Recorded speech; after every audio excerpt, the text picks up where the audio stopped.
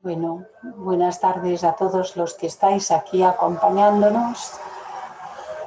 Y mientras entran algunos de los compañeros todavía, pues vamos a hacer estos momentos de silencio y podemos compartir esta ofrenda de servicio.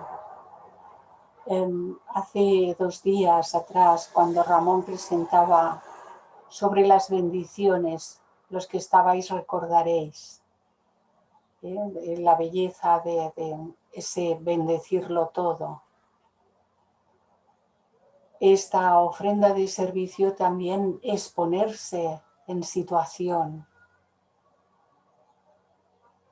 Y dice: en el nombre del Padre, de la Madre y del Hijo, el Cristo nuestro Señor, el amor, y de nuestros venerables maestros, que la pureza presida todos nuestros actos, en la palabra y en la mente, para servir con todo amor eternamente. Paz y amor a todos los seres.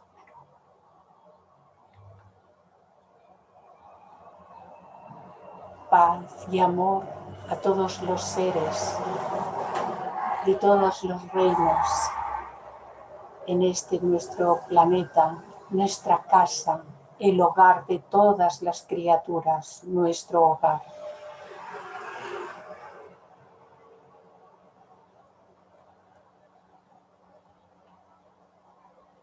Hagamos que por nuestra conducta mental, emocional y física, tanto en las obras como en las palabras que siempre deben de respetar el lenguaje sagrado.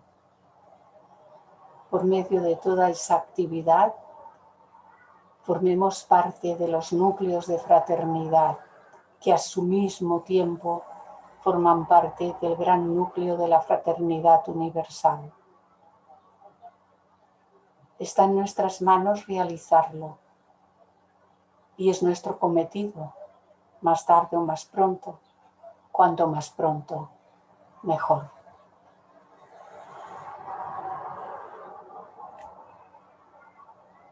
Siguiendo con esta preparación, antes del periodo de la transfiguración, seguimos con la identidad real del Hijo del Hombre.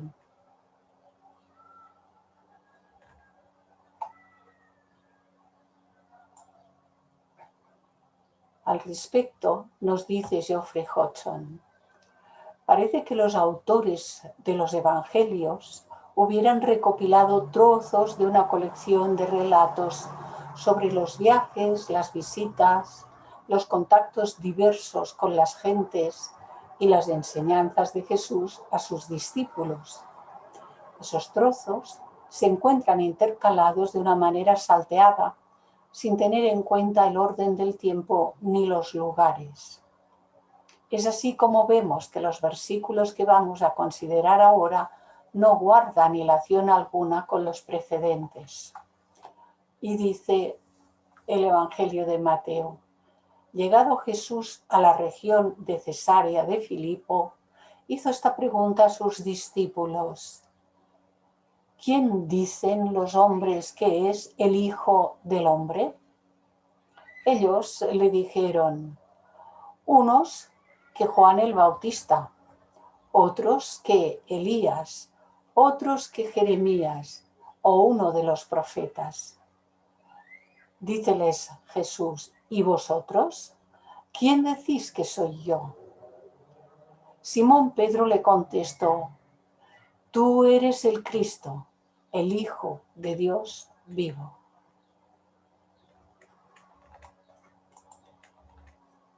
Jesús, como visitante divino, no tenía necesidad de preguntar a otros qué concepto tenían las gentes acerca de él, pues eso lo sabría él mismo por propia percepción directa. El diálogo suena como una parte de algún ritual de preguntas y respuestas destinado a despertar las percepciones intuitivas de sus seguidores inmediatos. La primera respuesta indica que había mucha confusión en las mentes del pueblo, pues no era posible que identificaran a Jesús con Juan el Bautista, que era contemporáneo suyo. La segunda respuesta, o sea, la de que era la reaparición de alguno de los profetas, implica la expectación de los judíos por la venida de un Mesías para iniciar una era mesiánica y también cierto reconocimiento de la doctrina de la reencarnación. Después de escuchar estas dos respuestas, sin asentir a ella ni negarlas, y sin ni siquiera comentarlas, Jesús se dirige a sus discípulos y les pide su opinión. Simón Pedro contesta como quien experimenta una repentina revelación espiritual que pone en elevada actividad sus percepciones internas. Su respuesta indica que conocía directamente la identidad real de Jesús, superior a la de un hombre corriente, el Cristo, el Hijo de Dios vivo. Se proclama aquí una dualidad, que a la vez que Jesús era el Cristo, un ungido, un iniciado de los misterios, un Cristo sí que había realizado su cristicidad, y también el Hijo, un vehículo del segundo aspecto de la Trinidad. Asimismo, lo estaba confirmando como que era un vehículo de manifestación del segundo aspecto de la Trinidad superior, uno de los tres logos según el lenguaje teosófico. El Espíritu Santo, el lenguaje de la religión católica, en los primeros tiempos no era denominado Espíritu Santo, sino la Madre con M mayúscula, la Madre cósmica. La Trinidad era Padre, Madre e Hijo. Entonces, en cualquiera de esas nomenclaturas lo podemos encontrar en la literatura. Simón Pedro afirma así que Jesús es a la vez que compatriota de todos ellos, una manifestación terrenal de la deidad suprema. Parece que Simón Pedro se había dado cuenta de que el cuerpo de Jesús era ocupado frecuentemente por un ser trascendentalmente maravilloso. Y esto escribe Geoffrey Hodgson, parece que Pedro se había dado cuenta de que pasaba algo. Una expansión de conciencia similar a esta fue la que alcanzó Tomás cuando le dice Señor mío y Dios mío, según relata Juan en el versículo 28.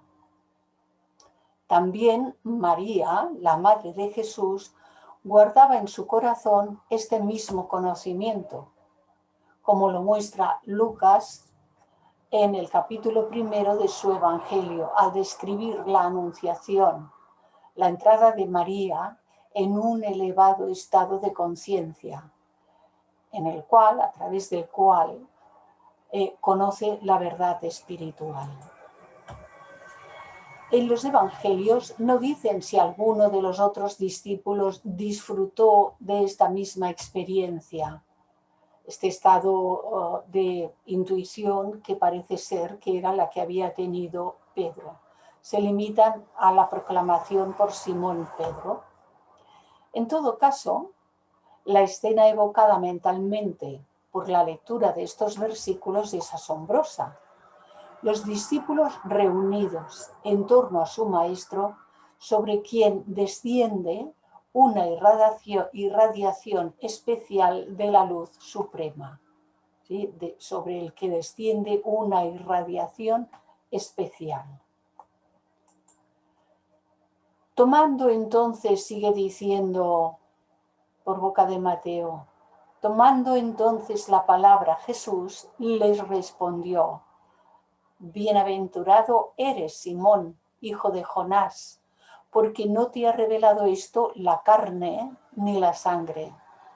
Es decir, no te lo ha revelado la personalidad ni nada que sea de un orden inferior, sino mi Padre que está en los cielos, sino el Padre en lo alto, que es el mismo en todos los seres.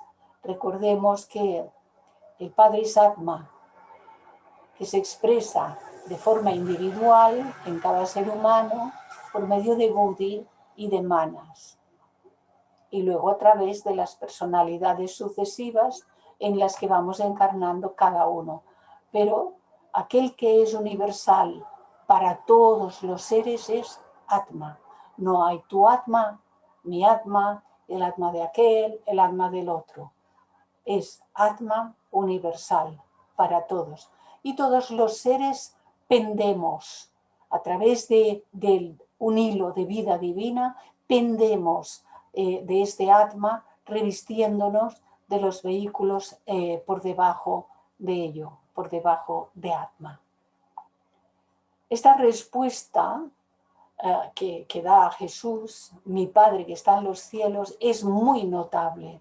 Jesús bendice a Simón Bar Jonás, en la casa de Jonás, y le asegura que esta revelación le viene de niveles espirituales de conciencia, más bien que a través de sus ojos y su mente, y a través de su personalidad. Y sigue diciendo: y yo a mi vez te digo que tú eres Pedro, y sobre esta piedra edificaré mi iglesia, y las puertas del Hades no prevalecerán contra ella. A ti te daré las llaves del reino de los cielos, y lo que ates en la tierra quedará atado en los cielos, y lo que desates en la tierra quedará desatado en los cielos. Esto que ha llamado tanto la atención ha sido muy bien expresado por Geoffrey Hodgson a continuación, que nos explica. Jesús hace aquí dos promesas importantes a Simón.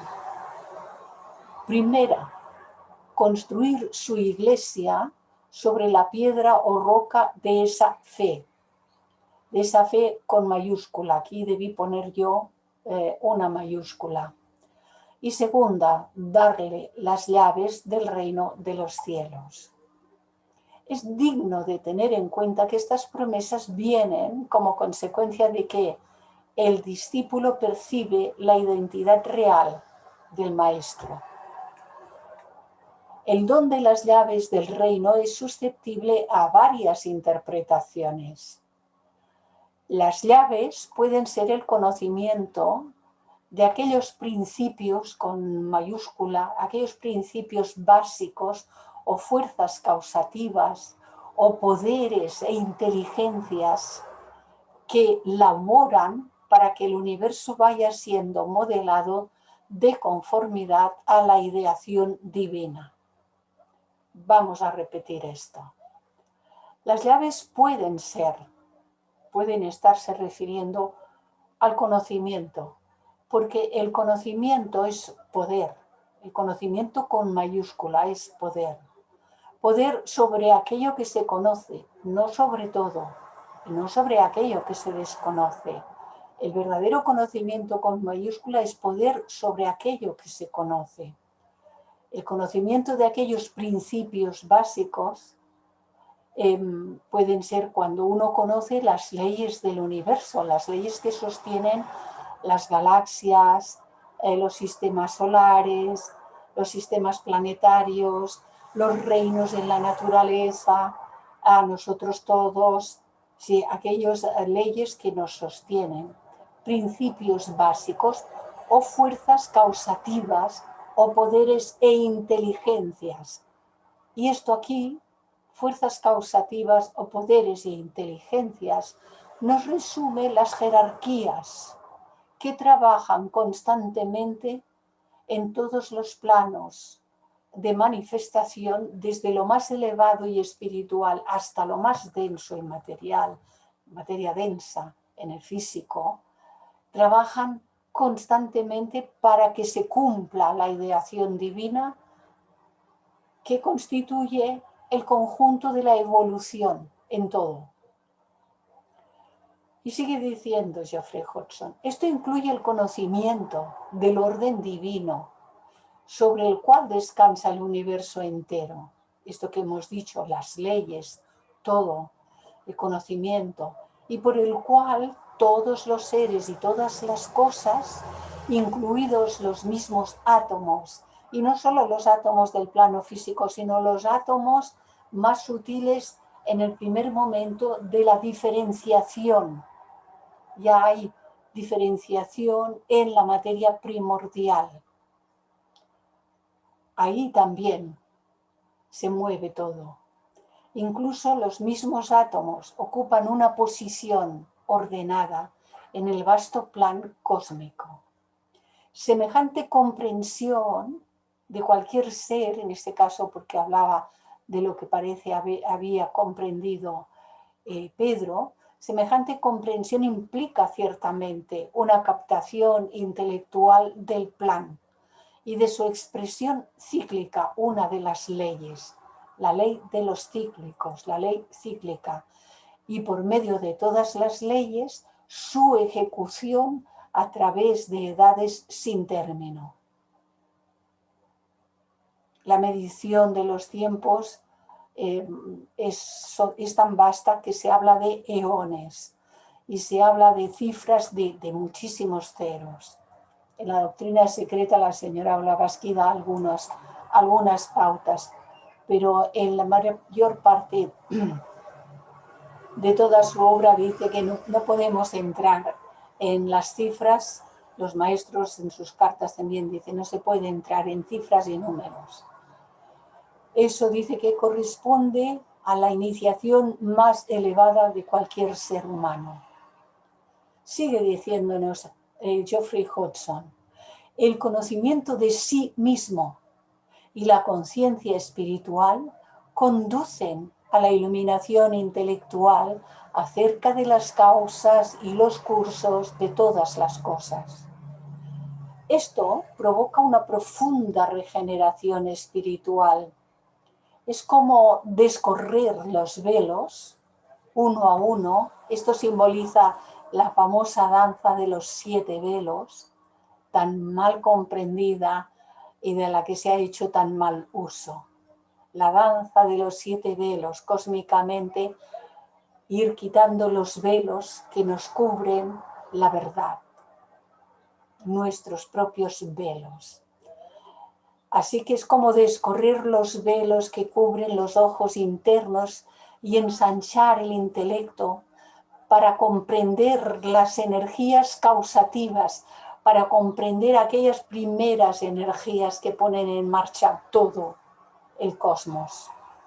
La promesa de que lo que se ate o se desate en la tierra quedará atado o desatado en los cielos alude a los poderes que el hombre, no solo Pedro, sino el hombre así iluminado, alcanza y ejerce rectamente.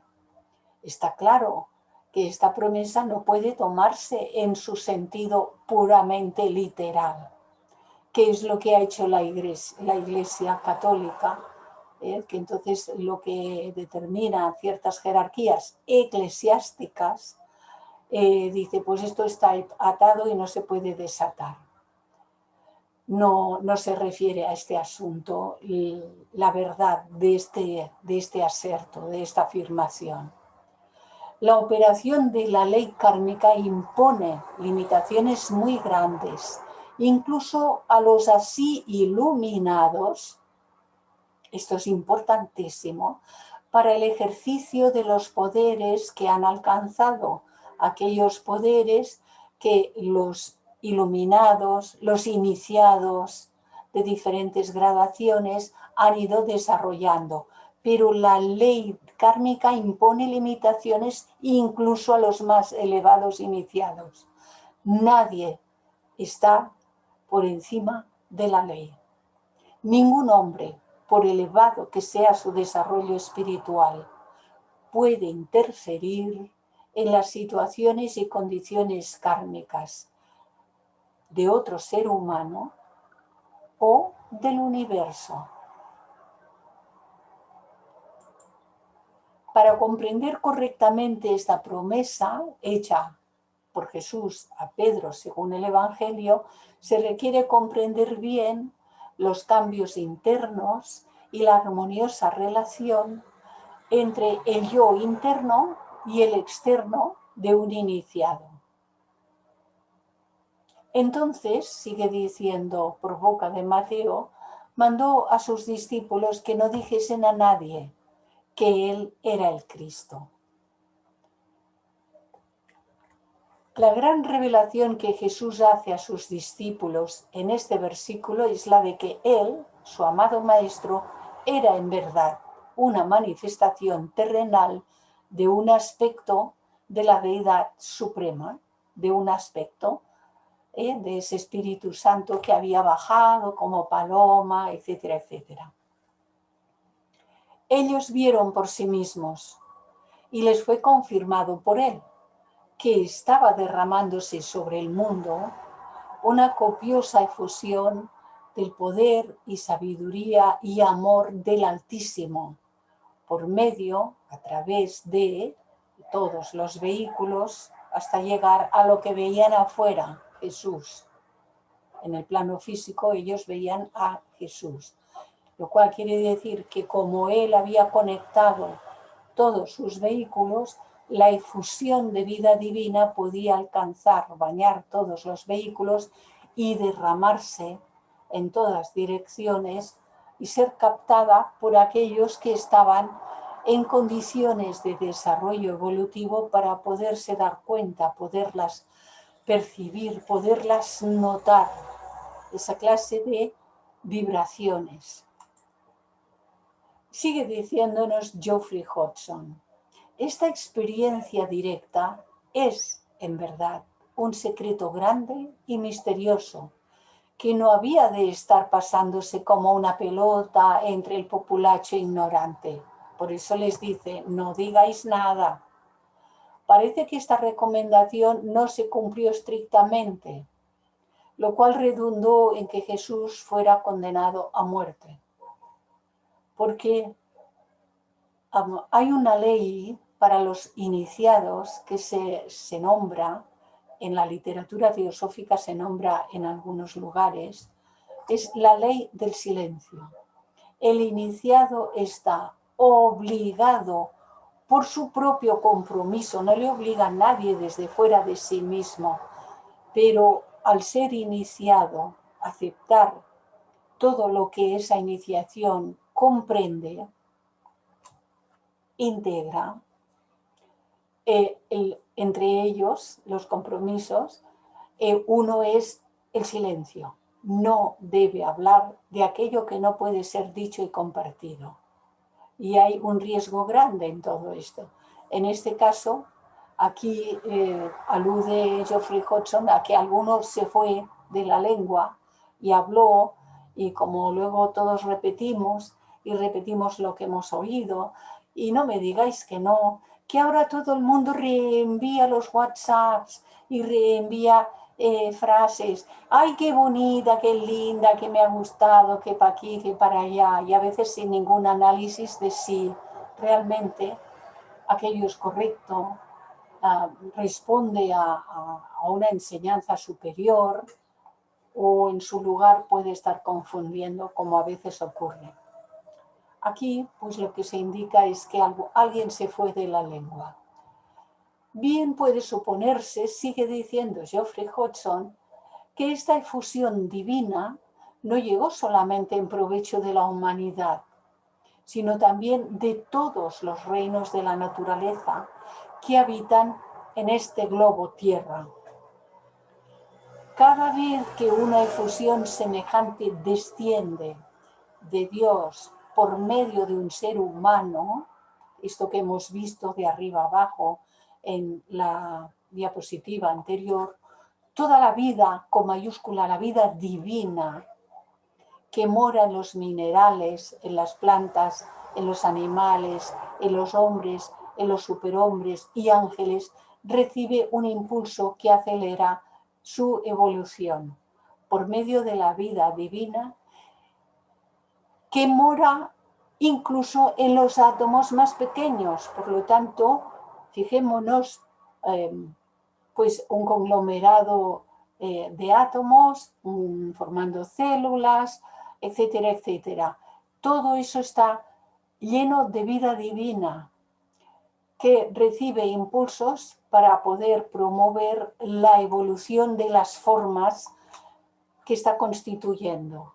Los átomos constituyen moléculas, grupos de moléculas constituyen células, grupos de células constituyen órganos y así los cuerpos de los diferentes reinos, incluidos el humano y tal. Y todo esto está evolucionando.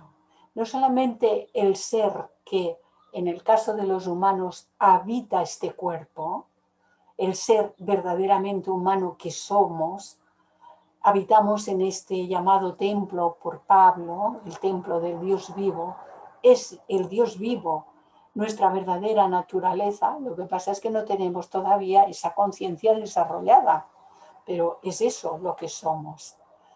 Pero todas las partículas, todos los átomos que componen estos cuerpos que forman el templo, todo eso también está evolucionando. Y fuera, entre comillas lo de fuera, pero visto en su propia naturaleza, todos los reinos, vemos los vegetales aquí afuera, etcétera, etcétera, etcétera. Todos esos también están evolucionando. Así que es una maravilla lo que está ocurriendo constantemente, una verdadera maravilla. Sigue diciéndonos Geoffrey Hodgson, los evangelios registran varias de esas efusiones divinas, una de ellas en la anunciación a María, quien humildemente la acepta por interna realización. Otra de estas experiencias fue la que tuvieron los pastores cuando estaban cuidando sus rebaños y cuando fueron a adorar al niño, indicio de un despertar y una iluminación espiritual. Es decir, cuando llegamos aquí dice, bueno, pero había pastores allí adorando al niño. Bueno, pues si hubo un niño físico, hubo pastores. Nos dice esto en los evangelios. Pero nos está diciendo mucho más. Nos está diciendo que estos pastores, incluso los rebaños, incluso el asno y la vaca que están allí, etcétera, etcétera, todos son partes y estados de nuestra propia constitución personal. Y cuando la constitución personal se rinde a reconocimiento de nuestra verdadera naturaleza en nuestro interior, toda esa constitución está adorando al niño Cristo que nace en nosotros. Y esto tiene que llegar. Algunos quizás ya han pasado por ciertas etapas, quién sabe. Los que la hayan pasado no nos lo van a decir, porque no deben. Pero realmente tarde o temprano todos hemos de pasar por todas las etapas que esta vida de Jesús nos está mostrando simbólicamente. Son nuestras propias etapas, es nuestra propia vida. Otra tercera efusión, nos dice, fue la que recibieron los magos, simbolizada por una estrella que ellos interpretaron correctamente y los guió hasta la presencia de la Sagrada Familia. Otro descenso del Espíritu Santo sobre Jesús ocurrió en su bautismo, como lo vimos en su momento. Otras veladas referencias a la iluminación espiritual provocada por la presencia de Jesús sobre los que estaban cerca de él, la tenemos en la realización directa de Pedro en el reconocimiento de Jesús por María Magdalena en el jardín después de la resurrección que veremos en su momento, y en la declaración de Tomás, el mellizo, en la sala alta donde estaban reunidos los apóstoles. Tomás, esto también lo veremos a su debido momento. Yo tengo que meter los deditos en la llaga, si no, no me lo creo. Nos lleva ahora a un aspecto importante antes de la transfiguración, abnegación completa. Sigue diciendo los evangelios. Entonces dijo Jesús a sus discípulos: si alguno quiere venir en pos de mí, niéguese a sí mismo, tome su cruz y sígame, porque quien quiera salvar su vida, la perderá, pero quien pierda su vida por mí, la encontrará. Esto también es un poco críptico, ¿no? Si se lee así al pie de la letra, tal cual, la letra muerta que se dice. Quien quiera salvar su vida, la perderá. ¿Cuánto miedo hay a la muerte del cuerpo físico, que hace que muchos seres cometan atrocidades para no morir ellos, que hace que arrebaten la vida de otros seres para poder permanecer ellos? Y así un largo etcétera. Quien quiera salvar su vida, la perderá. Porque ¿cuál es la que perderá si salva su vida física? Temporalmente no tendrá, hasta que haya recuperado esa posibilidad, no tendrá posibilidad alguna de conectar con la vida divina que hay en él. Pero quien pierda su vida, la vida física, por mí, quien pierda la vida por lo crístico, entonces encontrará la vida divina, se encontrará a sí mismo. Y a este respecto nos dice Geoffrey Hodgson: en estos versículos Jesús describe la actitud del alma humana, que es esencial para alcanzar la sabiduría espiritual. Con la frase «tome su cruz», indica la valerosa aceptación de todas las pasiones y todas las penalidades, pasiones en el sentido de aquello que nos produce pérdida, en el sentido de salud, familia, posesiones, etc. Y todas las penalidades que no puede evitar el que quiera acelerar su progreso espiritual. Debe haber una aceptación inteligente, por comprensión verdadera, lo cual exige la liquidación de las deudas kármicas en que incurrió cuando predominaba en él la conducta egoísta y el afán de aprovecharse de los demás. Y exige la liquidación. Para llegar a la etapa última exige la liquidación total. Antes de llegar a aquella etapa última, exige el comienzo de la liquidación de ciertas deudas kármicas que, de no ser saldadas, impedirían las etapas anteriores a aquella última. Así que, como todo va por grados, el pago de las deudas también va por grados. Se van presentando como de una forma ordenada, porque es ordenada e inteligente, porque obedece a leyes divinas todo esto. Y es una maravilla.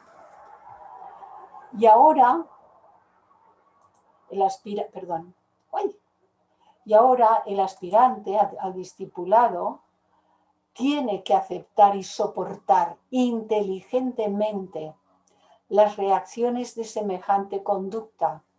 Inteligentemente quiere decir, uno ya conoce estas leyes universales y sabe que no hay injusticia posible y sabe, por lo tanto, esto que me llega a mí, señal que es mío.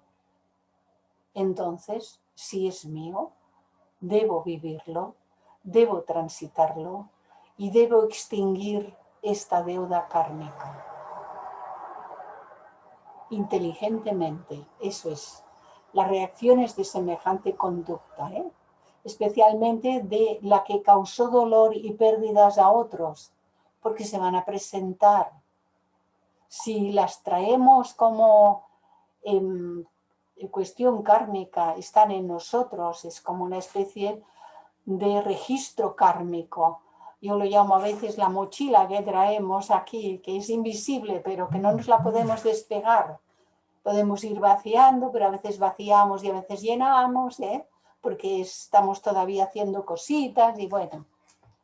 Pero de hecho llenamos y vaciamos también de cosas buenas, Y aquí todos, cada uno en su propia cruz, aunque todos aquí comparten la misma. ¿Qué es compartir la misma? Que somos parte de la misma humanidad. Una sola y única familia humana. Y lo que le pasa a otro ser humano nos afecta a todos, para bien o para mal. Y sigue diciéndonos Mateo, pues, ¿de qué le servirá al hombre ganar el mundo entero si arruina su vida? ¿O qué puede dar el hombre a cambio de su vida?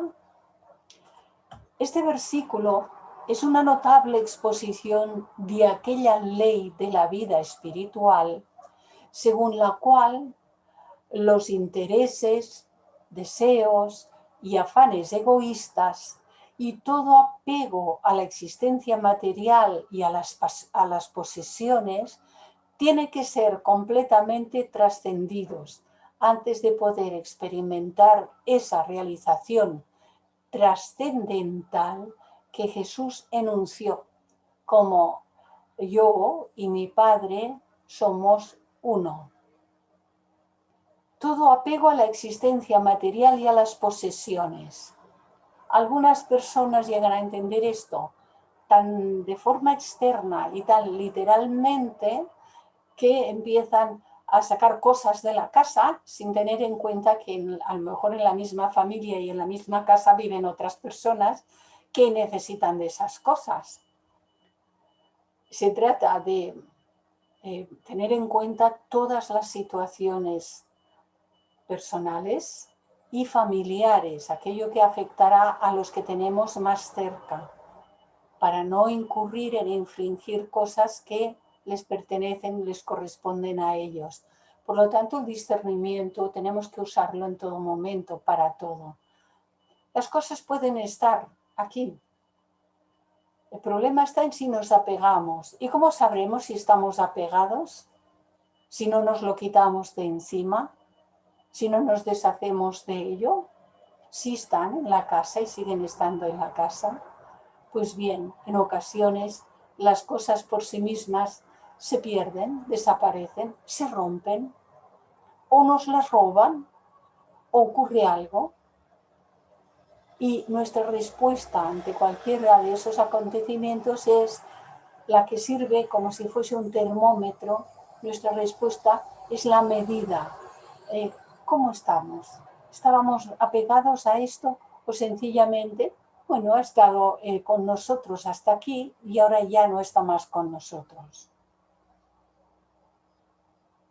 Si tiene que ver con aspectos del amor, no debemos tener ningún temor, porque el amor no desaparece con el objeto o con la persona.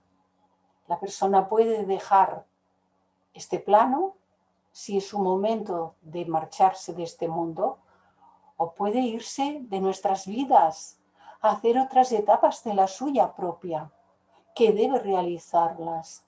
Y ahí, al tener una respuesta de abrirnos, dejándole libre a quien sea,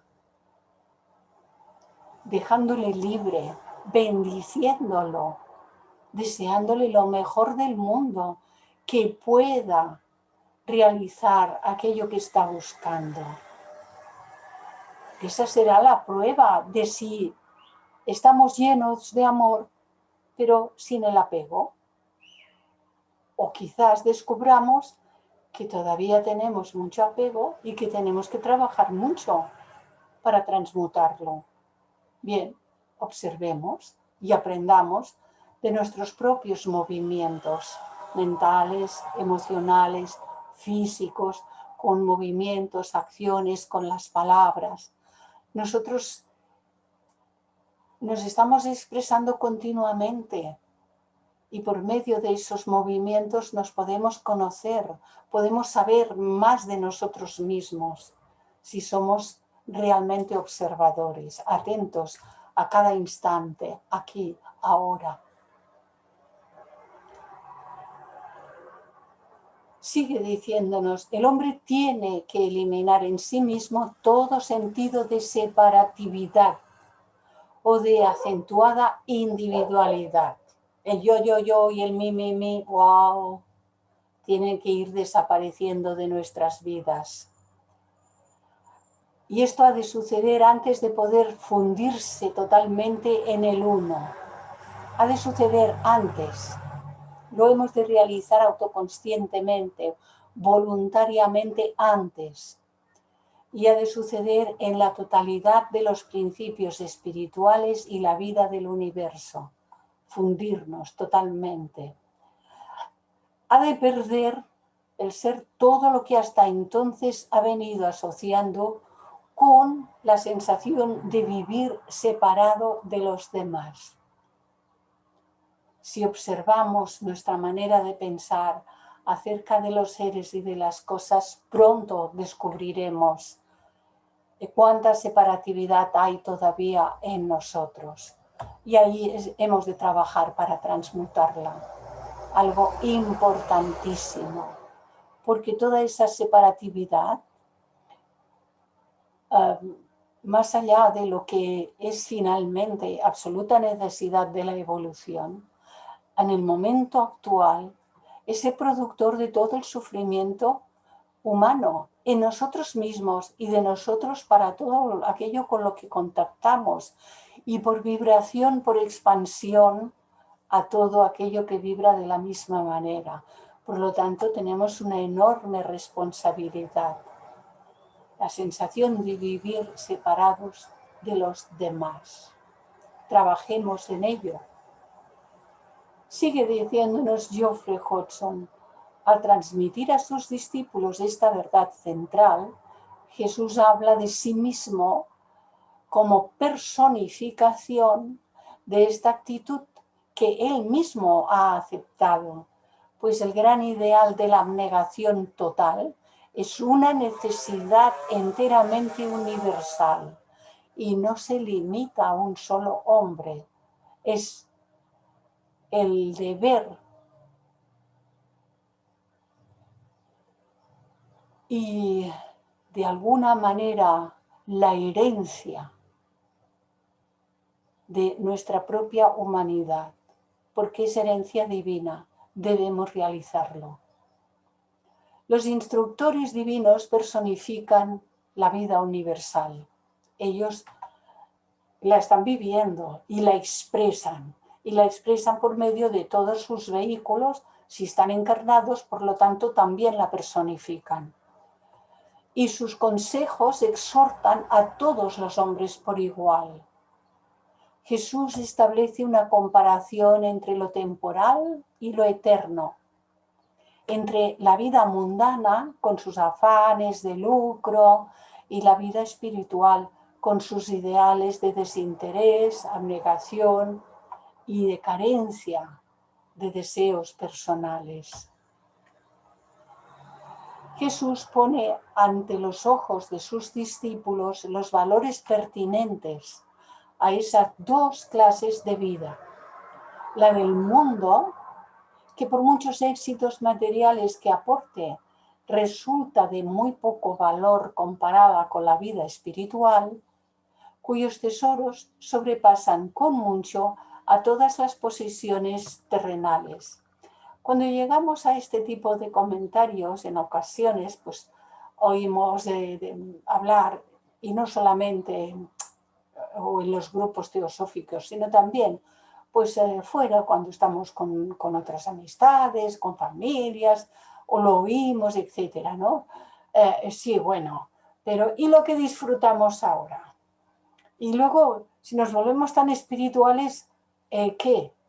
Eso de estar ahí al lado de Dios, como algunos interpretan, que estar ahí y tocar el arpa y no hacer nada, y no, es que los goces del estado de conciencia de la vida espiritual no tienen comparación, no hay parangón con ninguno de los disfrutes que se puedan tener en la vida material de las personalidades, por muy grandes que estos puedan ser y por muy bien que se dice habitualmente que se lo puedan pasar, ¿no? En el lenguaje común y corriente. Son incomparables, no tienen que ver, no se pueden comparar, son infinitamente superiores y grandiosos. Sigue diciendo, Jesús siempre pone en guardia contra la excesiva preocupación por la riqueza material y por el modo de obtenerla. Esta preocupación puede ocupar tanto la mente que no deja lugar para las metas idealistas y espirituales que debieran predominar en la mente para mantenerla en un perfecto equilibrio entre los dos modos de vivir y sobre todo para mantenerla, a la mente, en un estado vibracional alto, elevado, lo más elevado posible.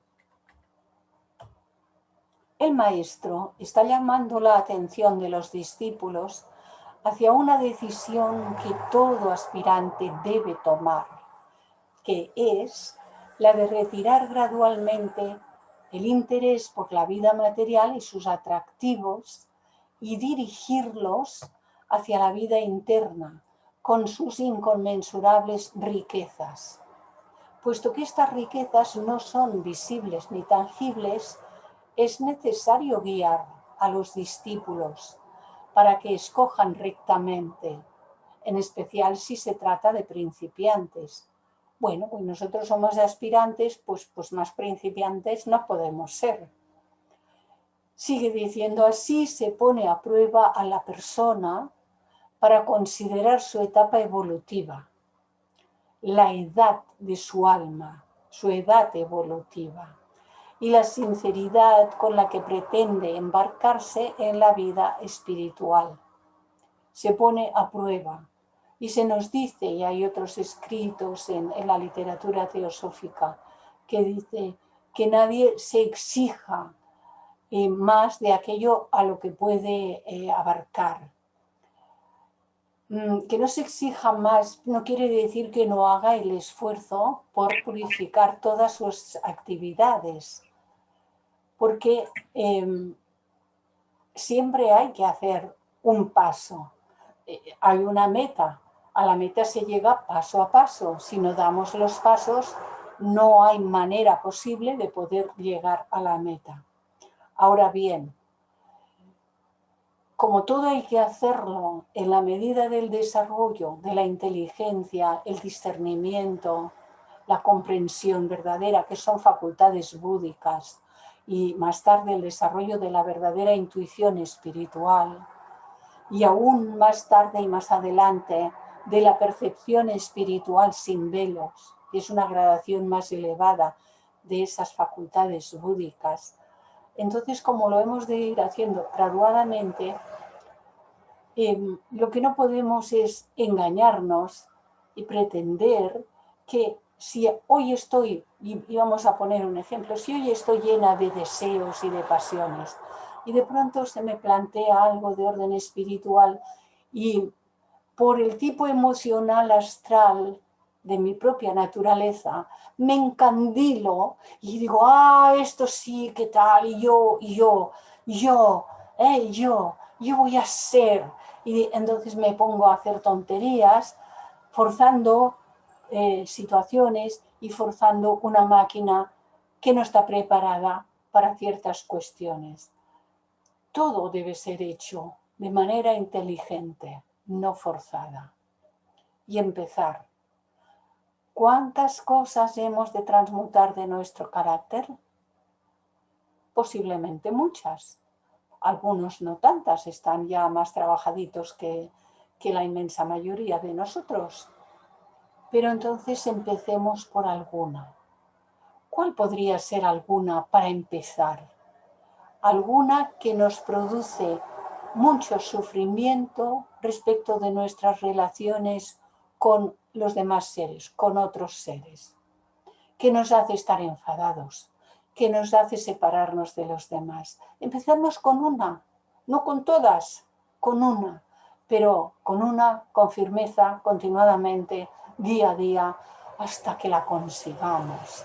Porque mientras estamos haciendo el esfuerzo por esa una, y hay pequeños cambios respecto de esa una, se facilita en nuestro interior el que podamos empezar a abordar alguna otra. Esto es así por naturaleza. Está en nuestra propia naturaleza que podamos hacerlo así. Pero hay que probarlo. Así decía que se pone a prueba la persona. En la larga serie de vidas terrenales, al fin llega la hora en que el yo interno ha adquirido gradualmente el suficiente desarrollo para ser capaz de inspirar a su yo personal con el ideal de la vida espiritual. La primera vez que esto ocurre, la respuesta física y personal puede ser débil, pero con el transcurso de vida tras vida y la repetición de estas inspiraciones, el poder del yo interno se va fortaleciendo y la personalidad externa se va haciendo más responsiva a las llamadas idealistas, porque cada vez vendremos con una personalidad resultado de los cambios en el carácter, de los cambios en las escandas, una personalidad más preparada para la recepción de lo superior. Y llegará un día en que el yo externo, personal, tomará una decisión clara y definitiva. Y entonces las posesiones mundanales que le vengan las utilizará únicamente para propósitos puros y nunca para asegurarse poder, ni prestigio, ni placeres.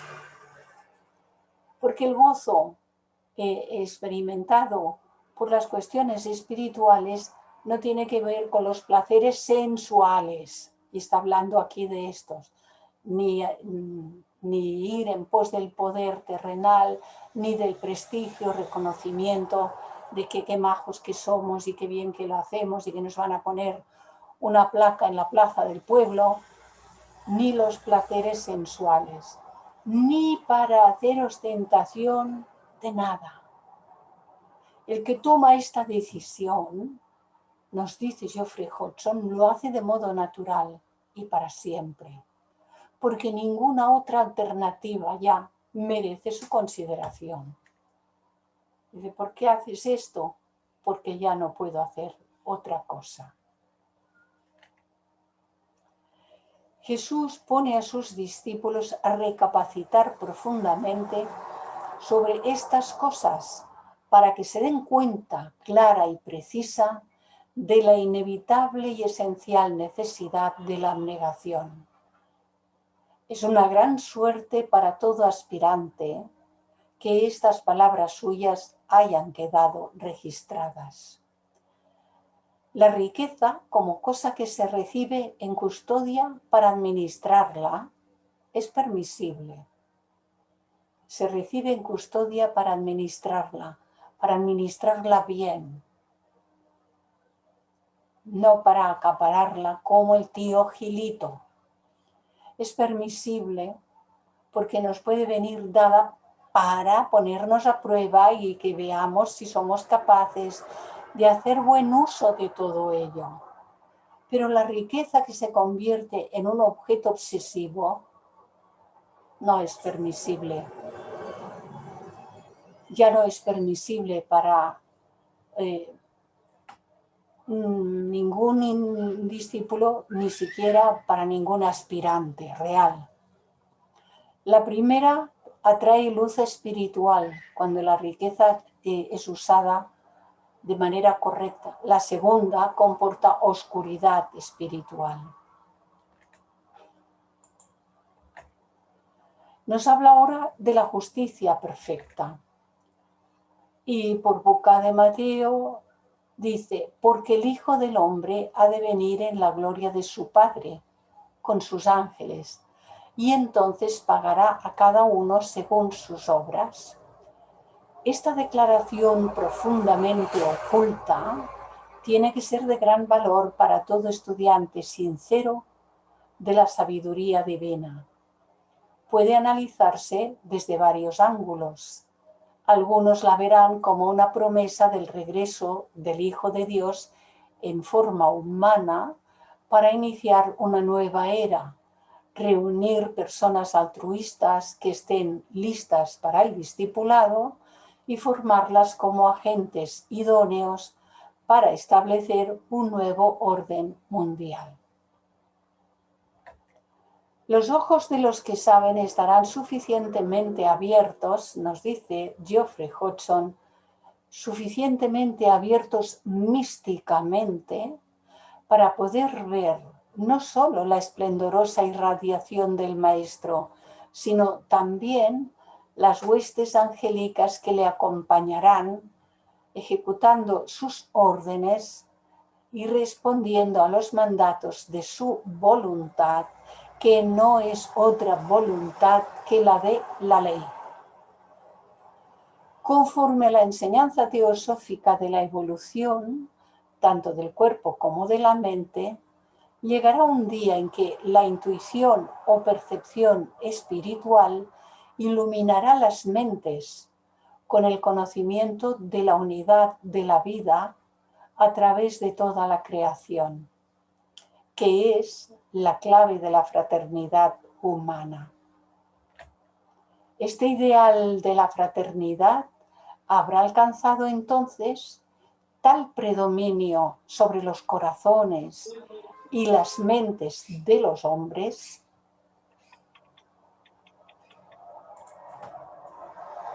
que traerá consigo un gobierno mundial basado en una relación de verdadero parentesco entre todos los hombres, lo cual los capacitará para coordinar los gobiernos de las naciones de acuerdo con esa fraternidad reconocida por todos.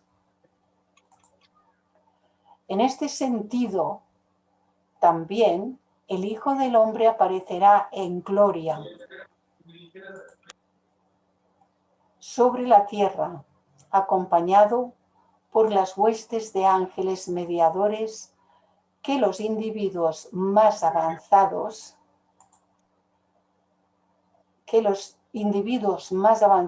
de este tiempo podrán percibir también.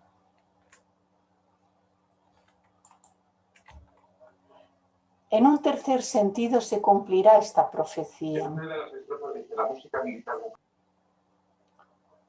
Pues vendrá también el tiempo en que no solo los individuos más avanzados, sino todos, habrán alcanzado la visión gloriosa. Y entonces el principio básico de la unidad será reconocido, honrado y aceptado como guía única en todas las relaciones humanas. En cada una de estas fases de la evolución será patente cierto equilibrio entre causas y efectos. Y en este sentido, cada hombre será juzgado según sus méritos y necesidades. ¿Por quién será juzgado? Por la ley, solo por la ley.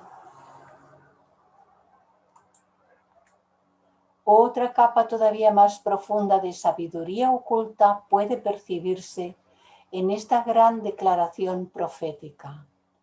No en esta tierra, sino en un periodo mucho más posterior, las mónadas humanas volverán a reunirse en su estado innato de unidad. Entonces continuarán su desenvolvimiento eónico hacia cimas aún más elevadas y hacia profundidades de sabiduría y poder, en otras regiones donde actuarán como buenos pastores, proporcionando iluminación espiritual a otros. Porque después que se pasan las etapas humanas y se alcanzan etapas superhumanas, uno se convierte en un servidor. Puede servir a la humanidad que todavía esté aquí cumpliendo con sus propias etapas, si se ha adelantado a ellas. Cualquiera de nosotros, cualquier ser humano, me refiero a esta humanidad actual, puede hacerlo. Pero es que más allá pasa a tener relación con toda la cadena planetaria. Luego, más allá, pasa a tener relación con todo el sistema solar y aún más allá pasa a otros sistemas. No tiene fin. Pero por lo pronto, donde estamos, tenemos mucha tarea que realizar. En un futuro lejano, el desarrollo espiritual e intelectual tenderá a proveer las mejores condiciones posibles para que pueda proseguir el desenvolvimiento de los más avanzados. Alcanzarán rápidamente la talla de hombres perfectos y dedicarán especial cuidado y guía a los demás hombres para que aceleren su paso hacia esas mismas alturas. Ahora también hay seres muy avanzados que, aunque no están visibles, no deben dejarse ver ni conocer, pero están inspirando y ayudando a todos aquellos que se acercan a esas etapas en el sendero, como en una cadena de eslabones todas conectados. Esta es la verdad profundamente oculta en la mal comprendida selección entre las ovejas y las cabras. Mala comprensión realmente grave, pues nunca ha existido ni existirá jamás semejante situación o supuesto castigo de parte de una autoridad divina. Cada hombre, en cada etapa de su desarrollo, cosecha simplemente según lo que ha sembrado. Esta es la única autoridad y el único árbitro que determina las condiciones reinantes en las series de vidas y en los cuerpos de los hombres. Nosotros sembramos, nosotros cosechamos lo que hemos sembrado nosotros mismos. Esas son algunas de las implicaciones de estas palabras de Jesús, que indudablemente fueron dichas en secreto a sus discípulos en forma no registrada, pero que probablemente luego fueron comentadas más o menos libremente. Porque solo una parte de la sabiduría secreta que Jesús impartió a sus discípulos, aquellos discípulos más directos, ha sido puesta a disposición en papel del público en general. Primero verbalmente, luego en papel, desfigurada hasta donde los seres humanos somos capaces de desfigurar las cosas. Pero ya vemos que siempre se puede rescatar la verdad que está ahí oculta.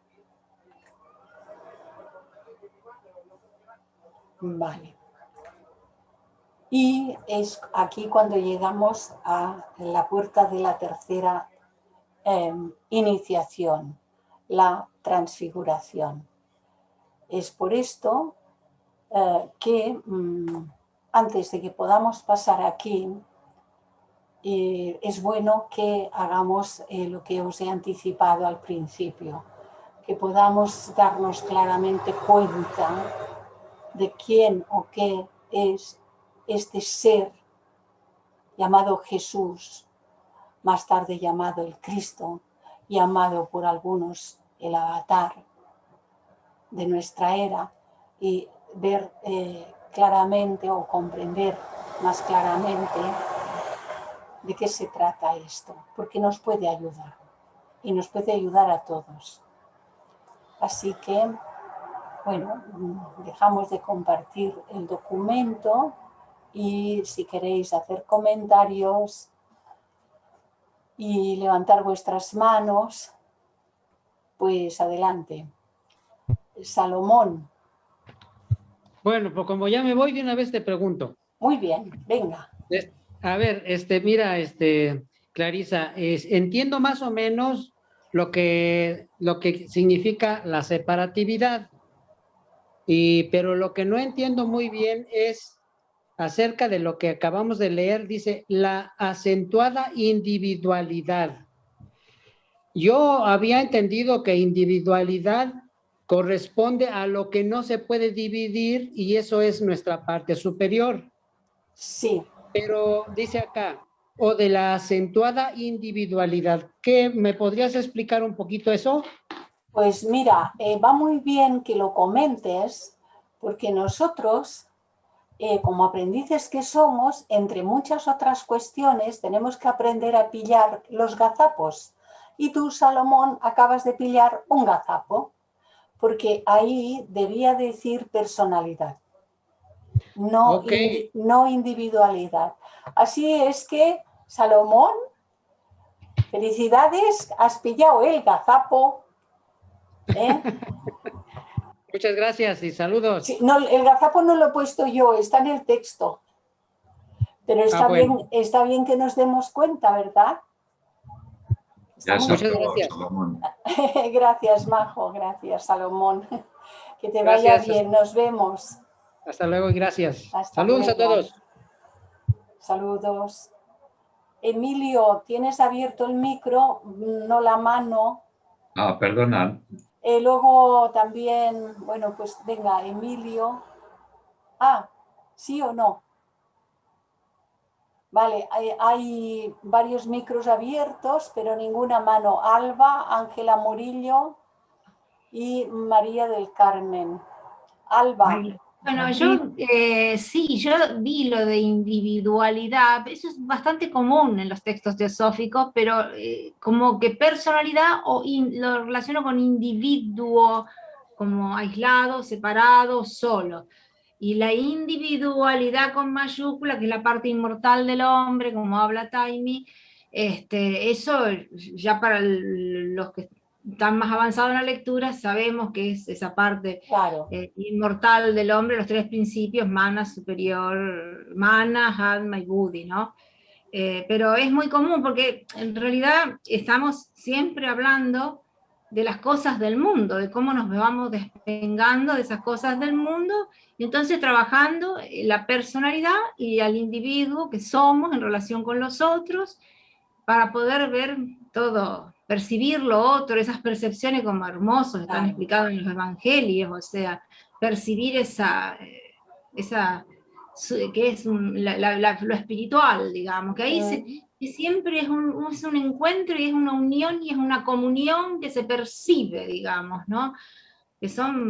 Que ahí vos explicaste bien en los momentos de Tomás, de Pedro, son percepciones, chispazos intuicionales hermosos. Sí, vislumbres, sí, muy bien.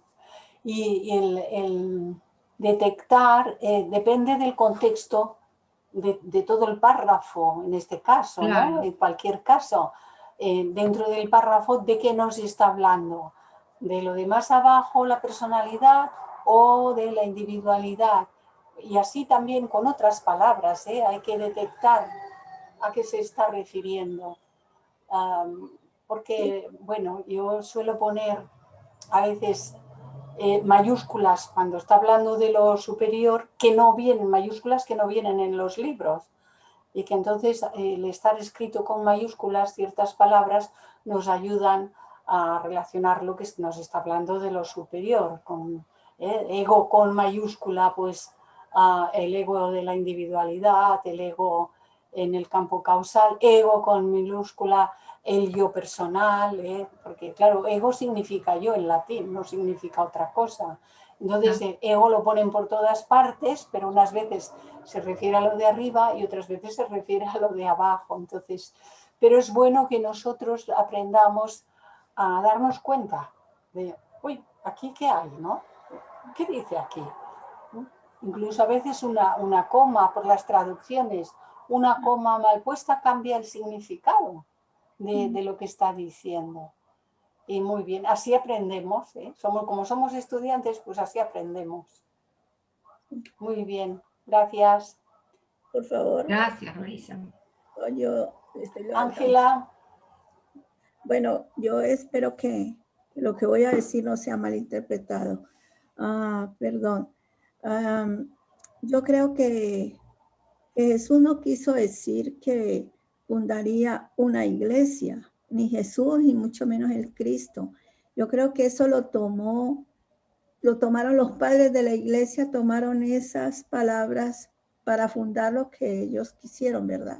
Claro, pero eso fue mucho más tarde, ¿verdad? No, mucho más tarde, Sí. Pero sí. no estoy equivocada al pensar así, ¿verdad? No, en absoluto, Ángela, estás en lo correcto. Bueno, Estás en lo correcto, sí. Sí. Y ahí, pues como aprendices que somos todos, pues todos tenemos que darnos cuenta de todos estos movimientos que ha habido a lo largo de la historia. Bueno, muy bien. Alba, ¿eres tú que has abierto el micro? Ay, perdón. No, yo voy a cerrarlo, perdón. Pensaba que querías comentar. Bueno, ¿alguien más quiere comentar alguna cosita? Gabriel, adelante. Hola, abre el micro, por favor. Sí, Clarisa, muchísimas gracias por todo. Haciendo relación, cuando hablamos de los apegos y las dependencias que tenemos por todo lo ilusorio, me puede dar un poquito de claridad sobre cuando Jesús dice, es más fácil que un rico pase por el ojo de una aguja que un rico entrar al reino de los cielos. Sí. Lo dice así, refiriéndose a, claro, evidentemente, los ricos que van, no solo ricos de tener riqueza, van engordados de su propio yo personal, que está lleno de esa vanidad personal y todo ese largo etcétera, ¿no? Entonces es imposible que pasen por el agujero de una aguja. Y claro, esto es un ejemplo que pone en los evangelios, es un ejemplo que pone, como tantos otros, de forma simbólica, los símbolos, las alegorías, que nos ayudan a comprender bastante bien. Es interesante el tema. Lo más importante de todo, tal como decimos con frecuencia, ¿no? Que nos hemos de observar para descubrirnos. Hay una cuestión que yo la sitúo como en la forma más sencilla de descubrir dónde estamos, tanto del pensar como del sentir y como nuestras acciones y palabras, ¿eh? Que es todo aquello que es unitivo, es de la naturaleza de lo divino. Mi vida. Todo aquello que es separativo, es de un orden inferior. Por lo tanto, todo aquello que se mueve dentro de nosotros y nos une a todos los seres, nos une a otros seres, nos une no dejando a nadie, nos une a los seres, nos une a los reinos. No hay un movimiento de separación ni acerca de ningún ser, aunque sea abyecto, aunque sea malvado, que los hay, que esto no se niega que los haya, pero dentro de cualquier ser malvado y abyecto, el más criminal de los seres, ahí dentro hay una unidad de vida divina que está en evolución. Lo que pasa es que su etapa es la que es ahora y la personalidad está cegada por todo lo que está cegada y no puede darse cuenta. Pero nosotros, reconociendo eso, miramos más allá de la piel, viendo su verdadera naturaleza, que es la divina, que es nuestra misma naturaleza, que es la divina.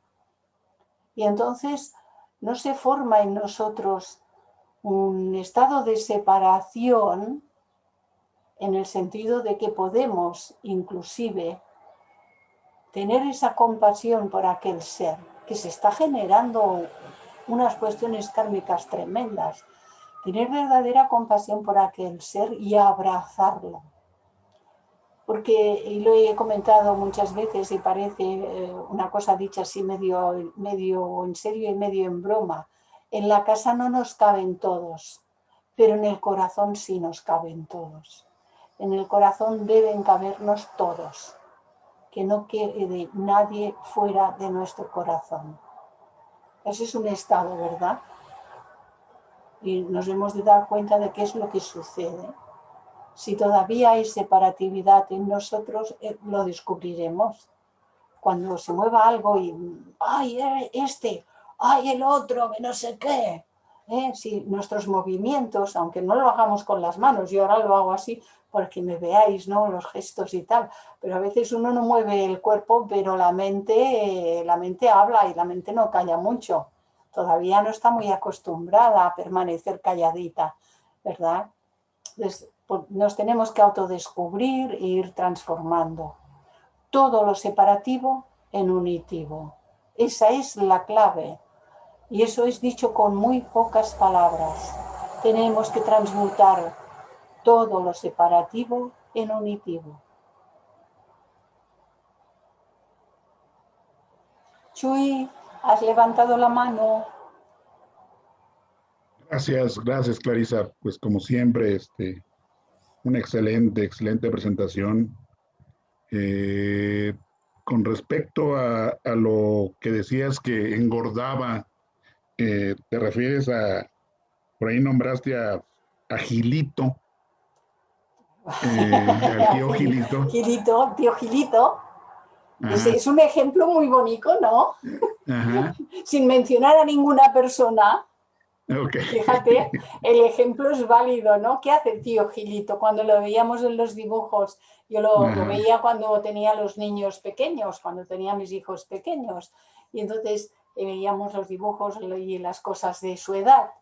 El tío Gilito allí con un montón de monedas, siempre contando las monedas, ¿eh? Yo sí los leía, los cómics. Sí, el Pato Donald. El Pato Donald, o sea, el tío del Pato Donald. El tío del Pato tío Donald. Gilito es el tío del Pato Donald. Es el tío Gilito. Y acá en México hay una especie como de frase que dice el tío Filito, con F. Filito. Filito y... Pues yo no sé aquí las traducciones, porque claro, el original tampoco era español. El original de los dibujos, seguramente que esto pues se tradujo del inglés y bueno, pero aquí lo que importa era la imagen del contador de dineritos, acumulador, acumular, okay. Y bueno, y no me quites ninguna que es mía, ¿no? Ándale. Sí, gracias, Clarisa. A vosotros.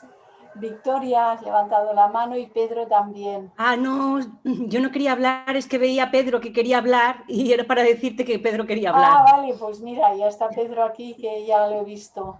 Vale, hasta luego. Muy bien. Pedro, ¿qué dices? Vale, gracias. A ver, muchas gracias, Clarisa. Cada vez que parece que por un lado la negación también nos lleva a esa bondad, ¿no? Esa justicia que resulta que no nos hace culpables, sino responsables.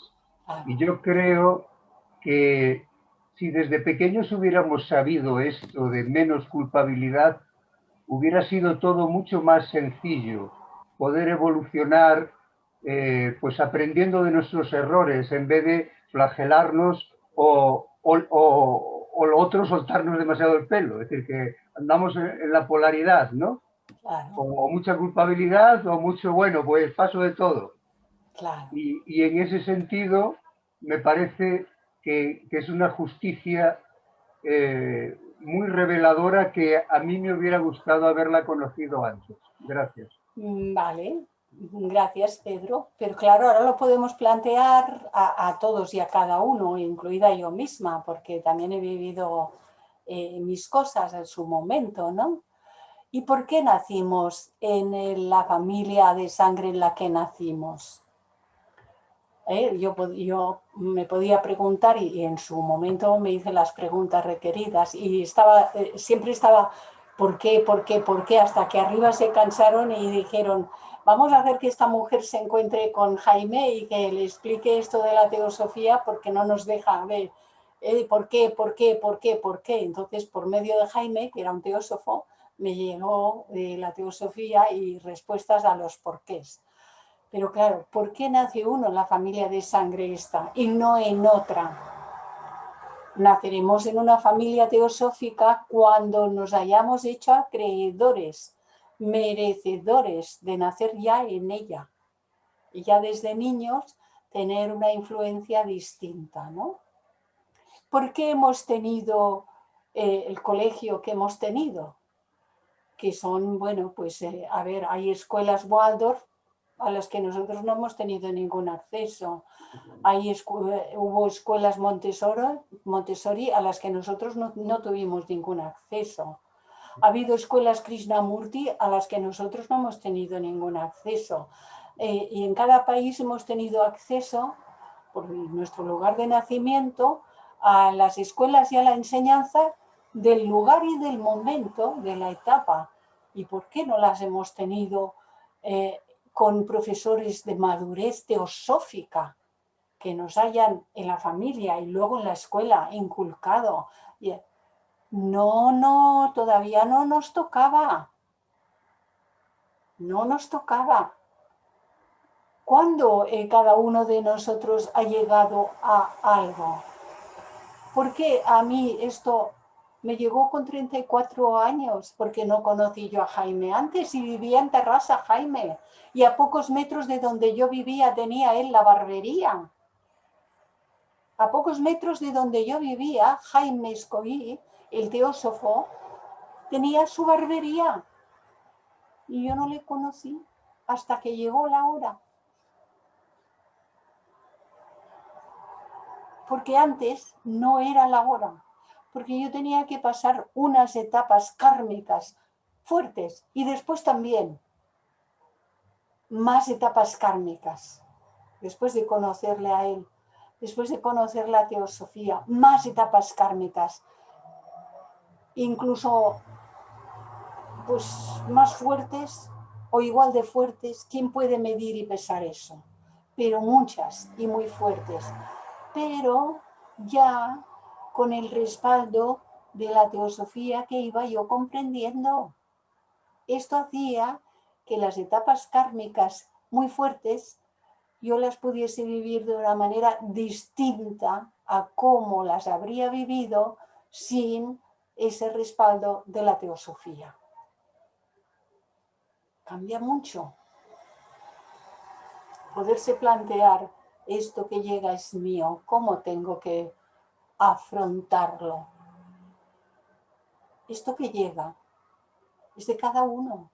A cada uno nos llega lo nuestro, lo que nos corresponde, por evolución y por karma, los dos aspectos, por necesidad evolutiva y por cuestiones kármicas. Y llega. Y cuando llega uno, pues en lugar de ¿y ahora por qué? Y también que estábamos, y ahora qué penuria, y cómo lo vamos a hacer. No, a ver, esto que llega es mío. A nivel familiar es nuestro. Pero de la familia, el que tenga mayor comprensión será el que lo encarará de esta manera. Esto que llega es mío, ¿cómo debo afrontarlo?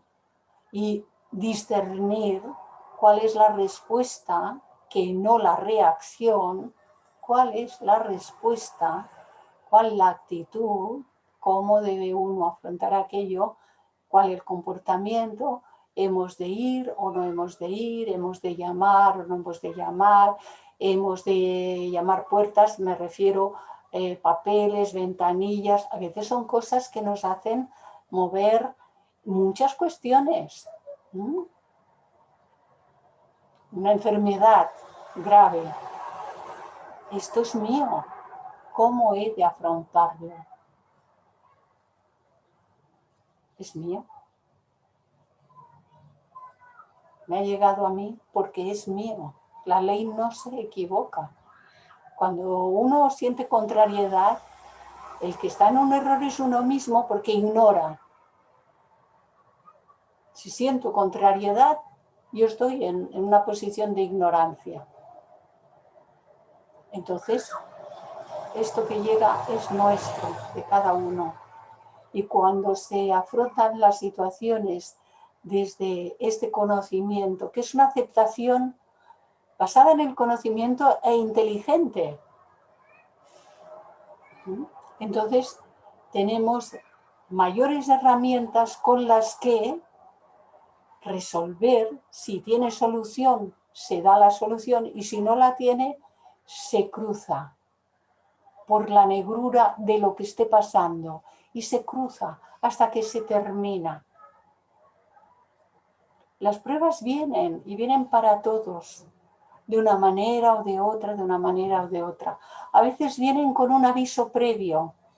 A mí me han venido muchas cosas a la vida con un pequeño aviso previo de un sueño de segundos. Pim, pim, pam. Y al cabo de un tiempito, a veces días, a veces semanas, y pum, pasa algo y aquí está, aquello. Sí, sí, clarísimo, ¿eh? Pero claro, ¿cuál es la determinación? ¿Yo a dónde voy? Yo voy a la cima. ¿Cuál cima? La de mí misma. Porque es un símbolo, una montaña. Ir a la cima de la montaña es ir a lo superior de uno mismo. Pero primero ha de cruzar los abismos, las negruras y todo lo que haya por resolver y se nos presente. Y entonces tenerlo claro, tener una determinación, sea lo que llegue a nuestras vidas, hemos de responder, hemos de aprender inteligentemente a responder, esto es mío. Gracias, Clarisa. A vosotros. Clarisa, yo entiendo, buenas tardes a todos. Hola. Que probablemente con lo que tú acabas de decir es que yo me he cuestionado muchas cosas de que a veces ¿por qué estamos en este punto? Bueno, estamos en este punto porque este es nuestro momento de evolución, porque este es nuestro punto kármico de acuerdo al proceso evolutivo de mi mónada, ¿no? Así lo estoy entendiendo.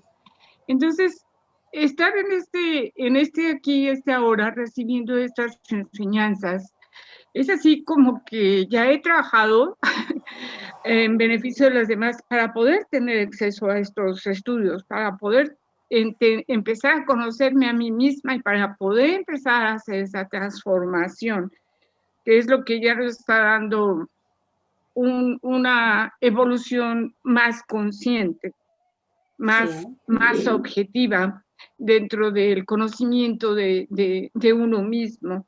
Y eso me parece maravilloso.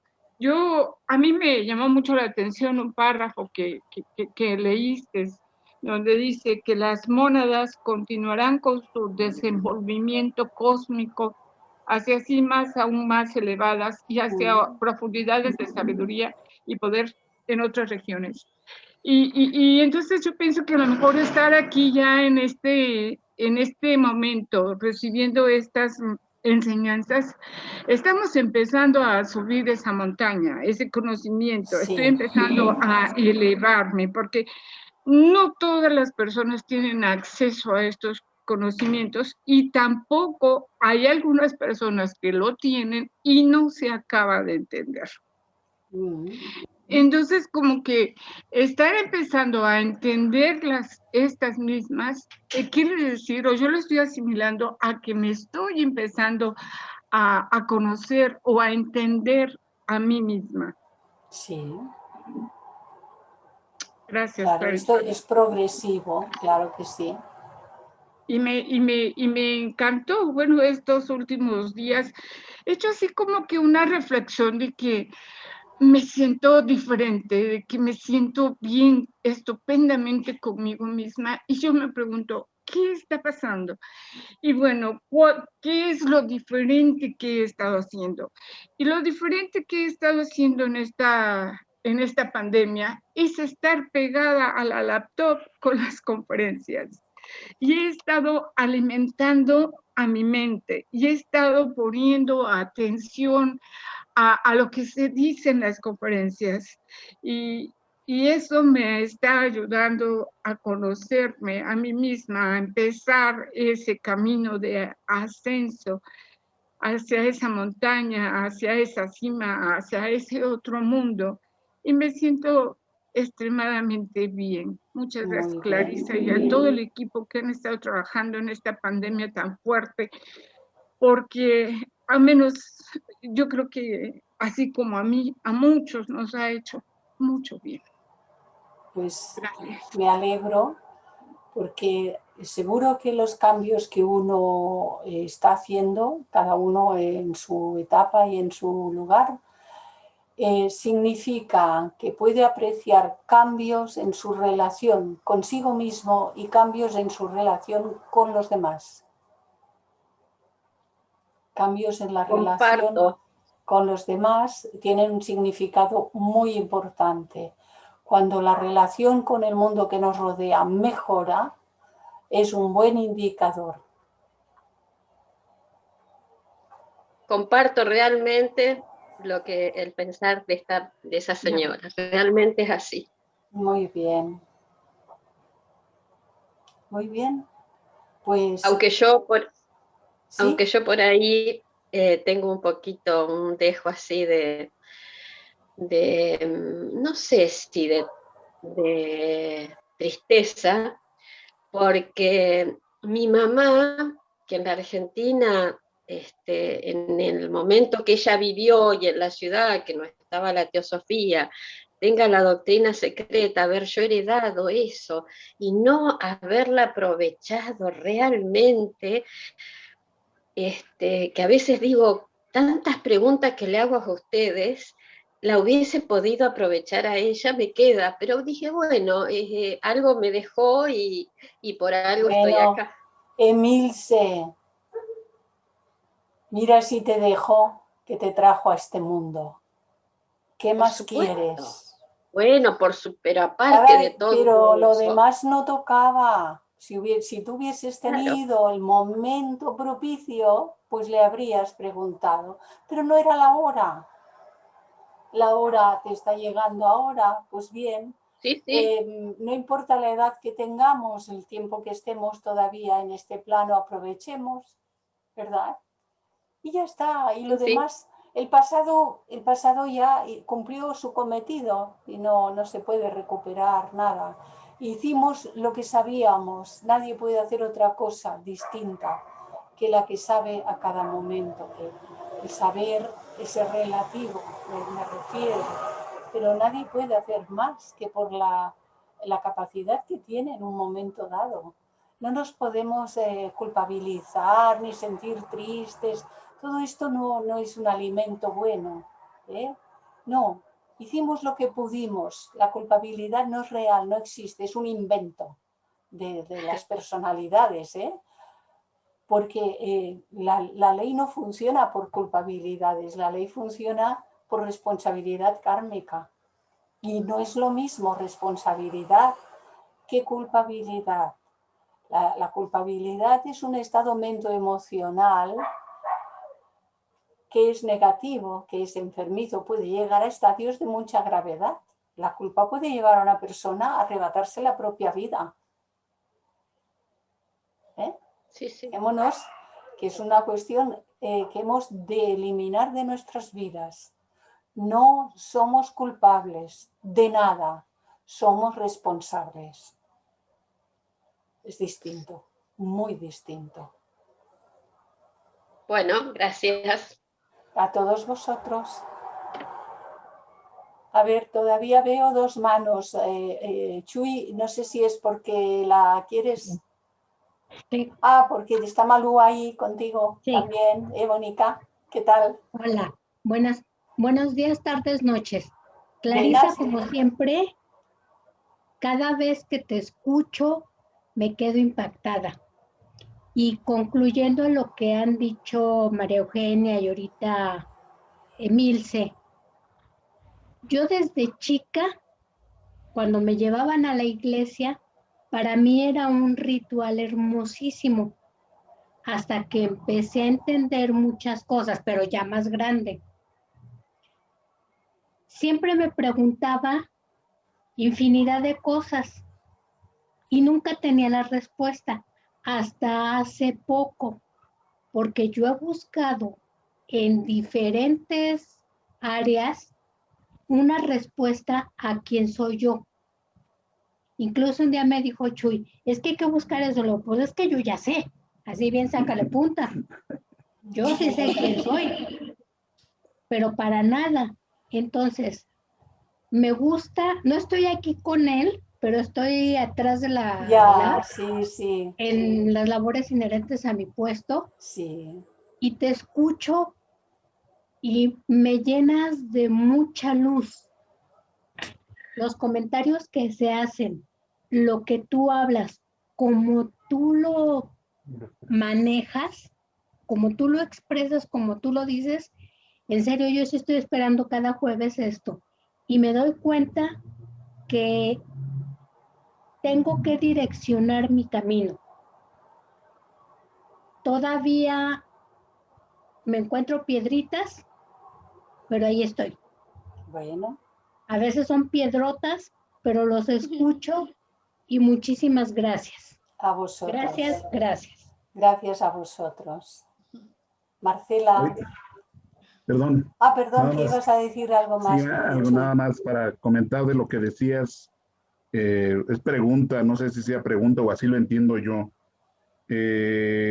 Cuando venimos, vamos a reencarnar, ya traemos una etiqueta de hacia dónde vamos por todo lo que hemos aprendido y nos designan a una familia para lo que nos falta aprender. Sí, es una familia por necesidad evolutiva y kármica.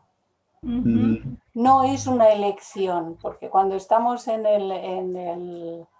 el plano de bachánico y se termina el plan de bachánico y luego hay que volver.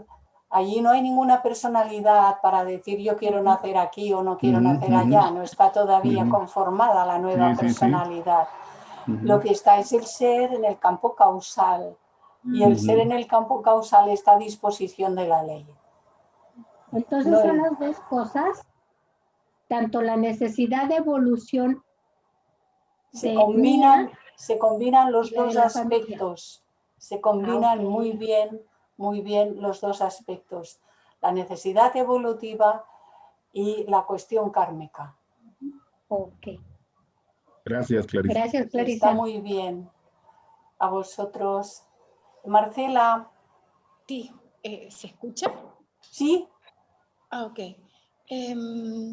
Bueno, lo primero es un profundo y eterno agradecimiento a vos, Clarisa, y a toda la comunidad que todos los jueves conformamos y vamos aprendiendo, en primer lugar, de tus conferencias, de todo lo que vos brindás, y de las preguntas y de las respuestas.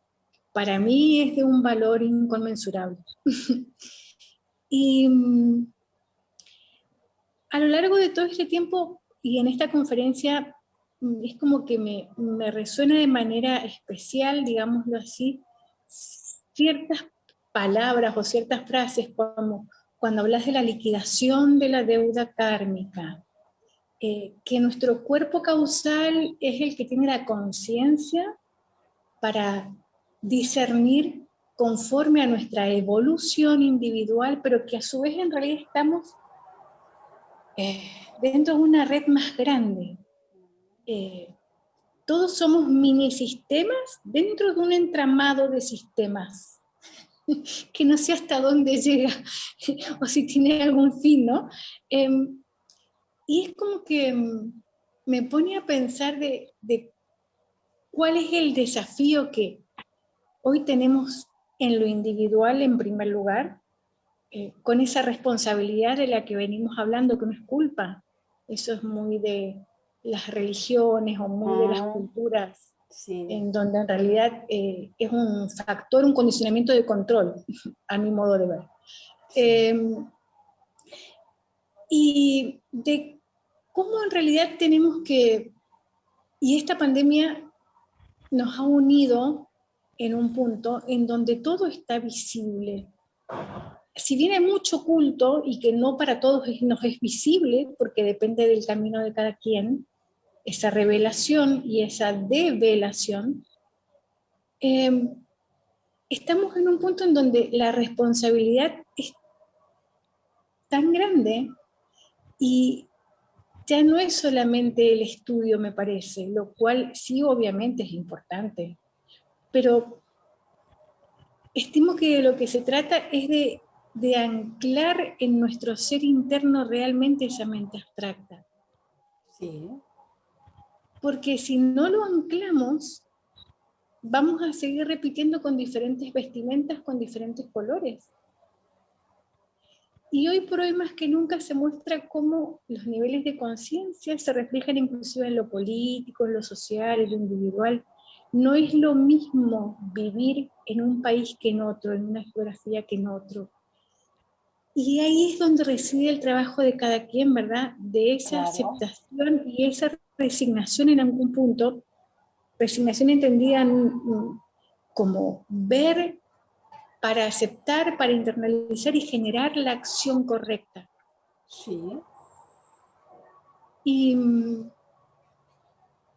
lo veo muy bonito eso, a pesar de todo lo que estamos atravesando, pero es un momento único y es un momento bisagra, porque me imaginaba cuando hablabas en la corriente de evolución, de cuando llegue aquel momento en donde ya el nivel de conciencia sea tal que abarque inclusive a los gobiernos y a las geografías, estimo con un sistema distinto al actual, que es muy manipulativo, muy de aventajamiento de unos sobre los otros, en donde ya no importe que alguien quiera ocupar tal o cual rol, en todos los ámbitos, porque en los espirituales también hay roles. No importa hacer tal o cual cosa.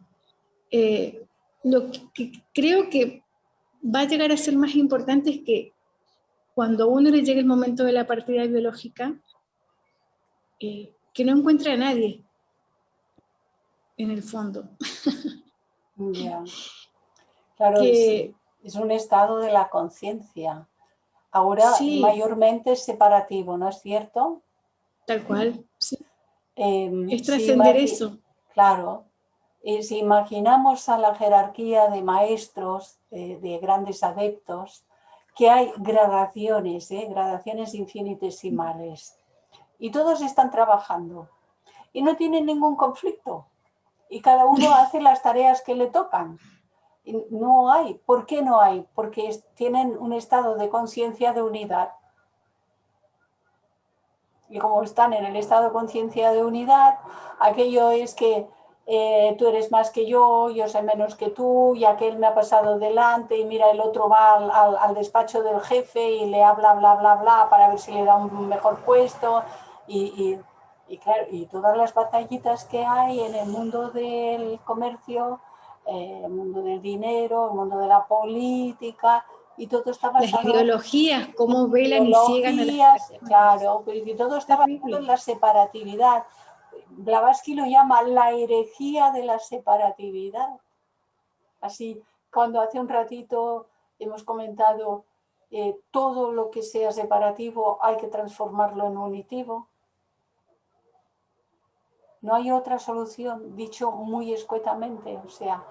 Luego podemos entrar en los análisis de aspectos psicológicos y todas estas cosas, ¿no? Pero si es que comprendemos eso, si comprendemos realmente esto, básicamente esto, no necesitamos palabras. Solo observar y darnos cuenta y transformar.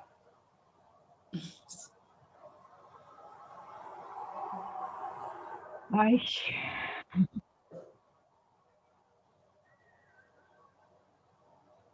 Marcela. Sí, acá estoy. No sé, a lo mejor hasta te he interrumpido al comentar. Está bien, está bien. Es eso, ya no sé qué más da, mejor me callo. María del Carmen ha levantado la mano también. María del Carmen. Muy bien. Gracias, Clarisa. Pues antes que otra cosa, felicitarte. Y yo digo, ¿cómo en este grupo tan bello? Felicitar al grupo también porque trabajamos en una unidad, a pesar de que hay diferentes desarrollos, evoluciones, cómo cada quien está tomando su partecita que tiene que jalar, ¿no? Está liba nada más lo que le toca y no hay como en grupos que yo trabajé en el 40 años en el magisterio y entonces cómo era tan complicado podernos poner de acuerdo en algo. Y aquí, ¿cómo estamos? Yo a veces antes participaba, ahora no, porque cuando yo quiero hacerlo, alguien ya se me adelantó con lo que yo iba a preguntar, y entonces eso me toca. Eso Pero ocurre. ahora estaba yo viendo que yo llego, cuando oigo que tú llegaste a los 34 años a conocer este néctar, yo llego después de cuántos años, pero he transitado otras montañas y he ido, a veces subo y me caía y volví a subir y me volví a regresar. Y cómo voy encontrando pues, oasis, yo lo llamo, ¿no? Porque aquí trabajando vamos viendo más bien, no en la competencia, no nada, sino en la libertad, en todas esas emociones, en todas esas contribuciones tan maravillosas que gestan. Entonces, yo me siento tan contenta, tan hecha, tan todo esto, que no tengo más que agradecerte tanto a ti como a todo el grupo, porque somos un grupo con diferentes edades. Me acordaba yo de los niños, a los 3 años están jugando en su soliloquio, cada quien juega lo suyo, pero parece que están en conjunto. Y entonces, ¿cómo en esa armonización que se está dando? Y yo te quiero felicitar, agradecer y creerlo que con toda la humildad, reconocer todo lo que en tan poco tiempo se ha avanzado, pero yo pienso que también los tiempos se van acelerando de acuerdo también a nuestros ritmos y como si fuera un camión jalando y uno fuera alcanzándolo y decía, espérate, voy a subirme, ¿no? Entonces, agradezco mucho y gracias por... Todos aprendemos, yo también aprendo junto a vosotros y al preparar este trabajo estaba hecho, pero lo he tenido que estar revisando diapositiva por diapositiva para ajustar medidas y eso ha sido un repaso, etcétera, ¿no? Entonces, yo aprendo. Lo que tendré que presentaros el jueves que viene, lo estoy preparando. No es largo, es corto, pero lo estoy preparando y estoy aprendiendo con ellos. Y yo aprendo junto a vosotros. O sea que y lo que es importante de lo que has dicho, un aspecto muy importante, con otras palabras, es una cuestión de cooperación. Compartir y cooperar no tiene nada que ver con competir. Así es. La palabra competencia, competir. Uno ha de ser competente en su trabajo, pero no ha de competir con nadie. Así es. Competente en el trabajo quiere decir el esfuerzo de hacerlo lo mejor posible siempre todo, ¿no? Y entonces ese prurito de hacerlo lo mejor posible. ¿Sí? me acuerdo de algunas palabras de Leadbeater en sus libros, ¿no? Y dice, si escribes una carta la tienes que hacer con todo el cuidado, no escribas de cualquier manera, porque cuando escribes para que otro lea tu escritura. Es decir, eso de escribir y que luego nadie entiende la letra de uno, dice, bueno, pues no, si has ido al colegio y te han enseñado a escribir, esfuérzate por escribir bien, que lo pueda comprender todo el mundo. ¿No? Hay detalles, ¿no? Y entonces uno cuando hace las cosas, si se observa, se da cuenta de que siempre podemos mejorar la manera de hacer las cosas. Y estando más atentos, no ser perfeccionistas en el sentido exagerado de la palabra y volverse obsesivo. Porque si uno se vuelve obsesivo consigo mismo y luego se obsesiona con que los demás también lo han de hacer perfecto. Nunca, esto jamás hay que perseguirlo. No, uno ha de hacerlo lo mejor posible pensando siempre en la colectividad, porque estamos siempre cooperando con algo, con alguien. Bueno, queridos amigos, hemos ido llegando a las 8 de la tarde, hora española, 1 hora menos en Canarias. Patricia quería decir algo, creo. Ah, pues Patricia.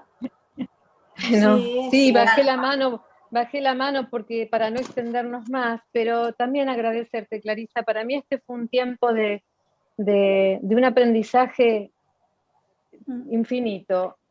Siento que todo este conocimiento que también me llegó en el tiempo que tenía que llegar y a través de los medios que me llegaron, es como si un gran reflector en un escenario se hubiera encendido y uno de esos seguidores que a uno los ilumina por completo y ya no quedan rincones escondidos. Entonces, todo lo que antes eran huecos, que yo decía, pero esto, y buscaba, ahora tienen un nombre, inclusive aquellas cosas que no puedo entender todavía. Yo ahora los vivo con serenidad, porque también acepto y comprendo que ya también va a llegar el momento que esto lo pueda terminar de comprender. Y además todo lo que yo vivía como que eran cosas externas que me sucedían y que venían hacia mí, hoy puedo decir que todo tiene que ver conmigo. Todo tiene que ver conmigo. Inclusive hasta en las cosas más pequeñas que no lo son, como las relaciones humanas que antes, bueno, pero este me hace tal cosa, ¿por qué piensa esto? Porque no, todo tiene que ver conmigo, inclusive aquello como lo recibo yo. Entonces, bueno, agradecer, porque si bien, como bueno, decía el Milce antes, que le hubiera gustado que llegue antes, a mí también, pero siento, no sé, esto me llega cuando es la hora para cada quien. Y además, agradecida que haya llegado en este momento de la vida, esa alegría que me genera de ver todo lo que tengo por delante. Ya entonces no es esto que antes tenía como idea, hay que llegar a este fin, a este cielo, en esta sola etapa para llegar a un supuesto paraíso. Un infinito de proceso de crecer y de esta belleza, inclusive con aquellas cosas que vienen con las vestiduras no tan bellas. Así que gracias, infinitas gracias, y a todos, porque todo lo que ustedes preguntan y dicen, insisto, me responde. Gracias. Muy bien. Bueno, pues ahora os recuerdo que mañana tenemos a Daniel y que seguimos en la tarea, ¿eh? Cuidaros mucho, cuidemos de todo y hasta mañana o hasta pronto. Gracias.